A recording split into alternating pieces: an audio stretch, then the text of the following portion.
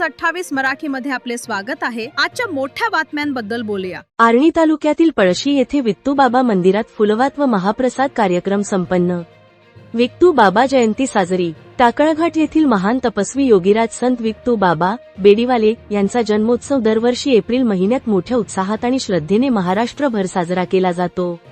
या दिवशी विशेष परित्राण पाठ, भजने आणि कीर्तनासाठी अनुयायांची मोठी गर्दी पळशी येथील विठ्ठोबाबा देवस्थानात जमते। दरवर्षीप्रमाणे यावर्षी सुद्धा आर्णी तालुक्यातील पळशी येथे विठ्ठोबाबा मंदिरात तब्बल 45 दिवस अखंड दीपज्योत प्रज्वलित करून हा सोहळा साजरा करण्यात आला। 24 फेब्रुवारीला मंदिरात फुलवातीस ज्योत प्रज्वलित करून अखंडपणे 1.25 महिना 6 एप्रिलपर्यंत दीपज्योती अविरत प्रकाशित ठेवून भजन, कीर्तन व जागरण ठेवून त्याच्या पुढच्या दिवशी पंचक्रोशीतील हजारो भक्तांसाठी महाप्रसाद ठेवला गेला। या वर्षीच्या कार्यक्रमात श्री हनुमंतबाबा व श्री गुणवंतबाबा या दोघांच्या हस्ते दहीहंडी फोडून महाप्रसादाचा कार्यक्रमास प्रारंभ झाला, ज्यात आसपासच्या गावातील जसे पारडी, येडशी, कवठा, शिवरतांडा, साखरा येथील भक्तगणांनी सहभाग घेतला।